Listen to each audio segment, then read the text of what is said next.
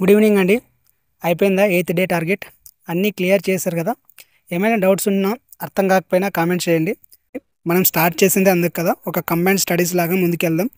Course చివరికి వచ్చేసరికి అందరికీ ఒకటే యుద్ధమే, అందరూ ఒకరితో ఒకరు పోడాల్సిందే. సో యుద్ధానికి సిద్ధమయ్యేది మాత్రం అందరూ కలిసే సిద్ధమవుదాం. అప్పుడే కదా ఎవరు ఎంత బలంగా ఉన్నారో, ఎవరు ఎంత బాగా ప్రిపేర్ అవుతున్నారో, ఎవరు ఎక్కడ వీక్ అవుతున్నారో తెలిసేది. డౌట్స్ క్వశ్చన్స్ లేకుంటే బెటరే, బట్ సీరియస్గా చదివితే ఖచ్చితంగా డౌట్స్ వస్తాయండి. డౌట్స్ రావట్లేదు అంటే డౌట్ వస్తుంది. ఓకే, మీ మీద మీకు డౌట్ వద్దు, మీకున్న డౌట్స్ అయితే డిస్కస్ చేద్దాం.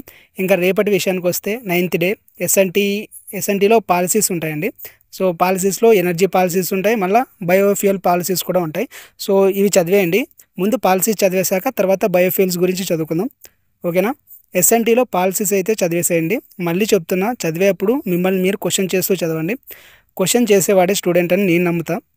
మీకు ఆన్సర్ దొరికితే ఓకే, దొరకకపోతే అడగచ్చు, తెలిస్తే చెప్తా, తెలియకపోతే తెలుసుకునైనా చెప్తా. ఏమో చెప్పలేం, మీకు వచ్చిన డౌట్స్ నాకు రాకపోయి ఉండొచ్చు కదా, అందుకే షేర్ యువర్ ఎక్స్పీరియన్స్ అని డైలీ మొత్తుకుంటున్నా. ఓకే, సిలబస్ విషయానికి వస్తే ఎస్ఎన్టీ చెప్పాయి కదా, పాలిటీ అండి. పాలిటీలో వచ్చేసి ఉపరాష్ట్రపతితో సహా ఆ మంత్రిమండలిలోనే మనకి ప్రధానమంత్రి కూడా ఉంటాడు. సో వాళ్ళందరినీ చదివేసేయండి.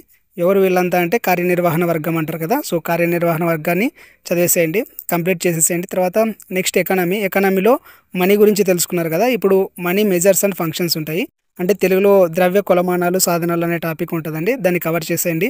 దీంట్లో M1 అంటే ఏంటి, M2 అంటే ఏంటి, M3 M4 అంటే ఏంటి, వీటిలో ఏమేమి ఉంటాయి, దేనికి ఎక్కువ ద్రవ్యత్వం ఉంటుంది, అసలు ద్రవ్యత్వం అంటే ఏంటి, ప్రసార వేగం అంటే ఏంటి, సో వీటి గురించి పూర్తిగా తెలుసుకోండి.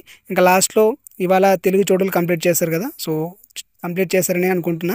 రేపైతే కాకతీయులు స్టార్ట్ చేయండి. కాకతీయుల్లో వాళ్ళకి సంబంధించిన ఆధారాలు, గ్రంథాలు, సో రచనలు ఉంటాయి కదా, అవన్నీ చదివేసి దీంతోపాటు వీళ్ళ మొత్తం ప్రీ హిస్టరీ అంటే తొలి కాకతీయులు ఉంటారు కదా, సో రుద్రదేవుని వరకు చదివేసేయండి. సో వీళ్ళ పూర్వోత్తరాలు తొలి కాకతీయులు చదివేసేయండి. తర్వాత మిగతా చూసుకుందాం. ఇవాళ రేపటికైతే తొలి కాకతీయుల వరకు అంటే రుద్రదేవుని వరకు చదివేసేయండి. ఇంకా చదివేసి ఇవాళ చదివిన టాపిక్స్ అన్నీ రివిజన్ చేసేయండి. ఏం డౌట్ ఉన్నా కామెంట్స్లో అడగండి. ఓకేనా? నేనైతే ఒకటే చెప్తా అండి, రివిజన్ ఇదే మన ఆయుధం. మనం ఎక్కువ చదివి తక్కువ గుర్తుపెట్టుకున్న కన్నా తక్కువ చదివి ఎక్కువ గుర్తుపెట్టుకోవడం బెటర్ కదా. సో చదవండి, మీకు మీరు క్వశ్చన్ చేసుకోండి. ఆన్సర్ తెలియకపోతే కామెంట్ చేయండి. ఓకేనా? గుడ్ నైట్ అండి, టాటా.